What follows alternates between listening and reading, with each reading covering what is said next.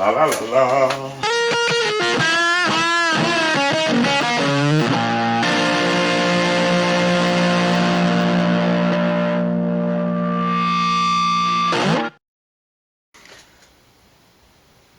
I forgot that I was recording and I started attaching things down, so I'm not going to show you the nice piece of Pao Ferro that I've got for the fretboard before I've radiused it. But it's on here. This is my radiusing jig. So years ago I got very tired of putting a radius on a fretboard with a sanding block. If you've done it, you know it's tedious. It's not a fun job. So I made a router sled jig that attaches to old blue, and this here rides on these beams either side of the flat platform. Slide it along, follow the radius, and it gives you a 12-inch radius on a fretboard, which is what I tend to use on most things. I'm going to move this again because it's in the way now. So as I was saying, I like a 12-inch radius, and so that's what I tend to use most of. From a 12-inch radius you can kind of take it to a tighter radius quite easily with sanding blocks. It's still tedious, but it's a lot less of a ball ache than if you're doing it from a flat board. So pretty much once it's centered in here, you stick this on here, spin it up and make dust, and then you've got a radius board. You still have to sand it and then inlays and frets and things. I like to do my radius before I cut the fret slots, just because then I don't accidentally go too deep in the middle. I can kind of follow the radius of the board and cut the slot nice and even all the way across. And it means that I can have a look and orient the grain nicely and kind of figure out my centre lines perfectly before everything's in there permanent. Or permanently. That's better English, isn't it? So I've already roughly tapered this board. I've not taken it right down to the line because I want a little bit of leeway when I get it lined up to attach it. But we're stuck down here with double-sided, it's not double-sided tape, it's masking tape and super glue, because I'm tight and I don't want to buy expensive double-sided sticky tape from the other side of the Atlantic, because we don't get any good stuff over here. But now that's attached down, I'm going to set the depth on this so that the cutter that's in here is my big Radian 3-flute cutter. So the end of this will leave me a nice clean finish on here that only needs a little bit of sanding. So the first things first is get this set and then make some dust. I need a spanner. This router is on its last legs. The lock for the height adjustment isn't very good anymore.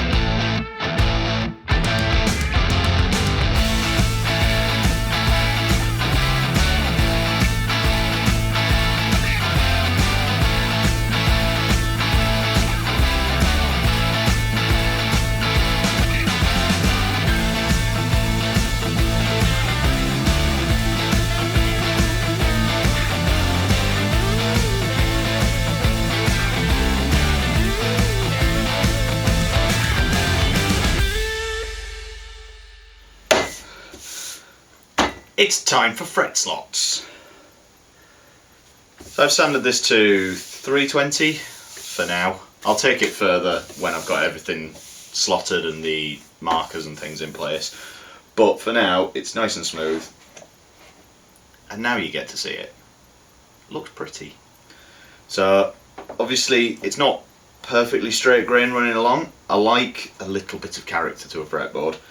And obviously my Phoenix style fret markers tend to be dots along the bass side up to the 12th fret, and then along the treble side from the 12th fret to the 24th.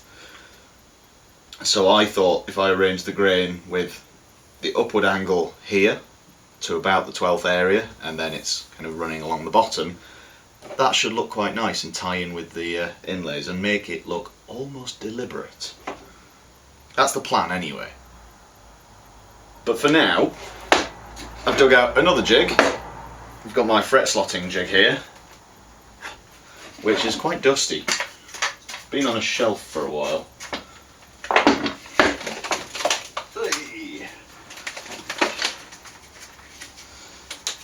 And I've got my fretboard attached to my slotting template, which I can't remember where this one was from, but it's nice and solid. So this slides into the jig, and there's notches in each fret location, which the template indexes on a little pin that's in the jig. And then I just tighten up these screws to hold it in place. At the moment we're on the nut slot, so this screw won't do anything. So I'm not going to bother tightening that. But what I do like to do is get some of my bench hold downs and just lock the jig in place whilst I'm cutting.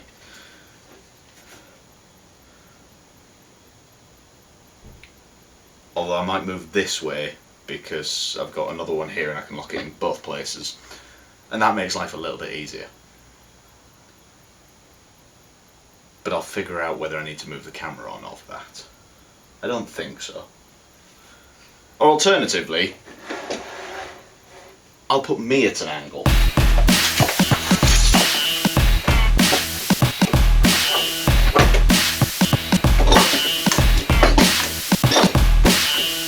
That should work better.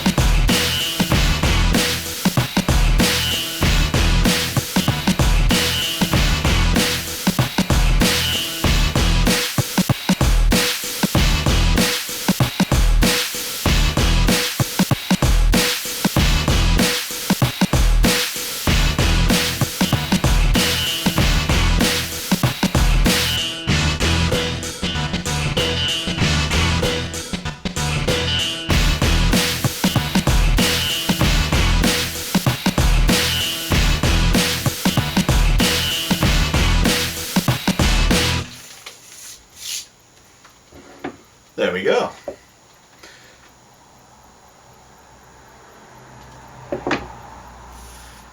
Now obviously this is still slightly oversized, so I need to trim this down, and I actually also need to put some binding on it. So I might have to have a look at how I can trim this down. Normally I'd attach it to my straight line jig on the table saw, but I'm wondering if I can figure out a different way of doing it this time, just because I feel like it. But I very much like the way that the grain's looking on this. Once this is tapered and trimmed to the size of the neck itself, it's actually going to get some roasted maple binding, which I've got a bit cut off here, which obviously isn't the right size yet. I'm going to have to trim that down. And then I'm also going to put a black veneer underneath the fretboard itself, which will lift it 0.6 of a millimetre. That's how thick binding is, which is why I've taken this ever so slightly thinner than I otherwise would. So we've got quite a thin fretboard, which, if I look at this, should be, it's about 5 millimetres, which is about right. Actually, it's 5.5 millimetres. Let's see at this end. Yep, perfect. So that'll sit on there with a veneer underneath it, flamed roasted maple binding, and then once I've got that attached, I can start thinking about side dots and things. But I'm going to get this trimmed down to size first, probably glue on the binding because I like to do that before I attach the fretboard usually. And then I'm going to figure it out from there.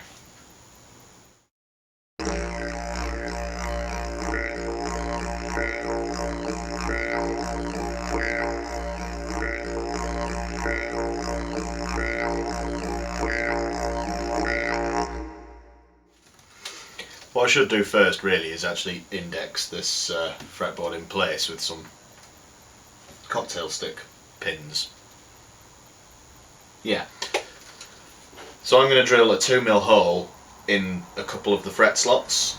I'm going to do down this end first because I know where I sit with regards to the carbon fibre and the truss rod, and then I'm going to have a look up here and see where on either the first or the second fret I will miss everything and get it in the right place.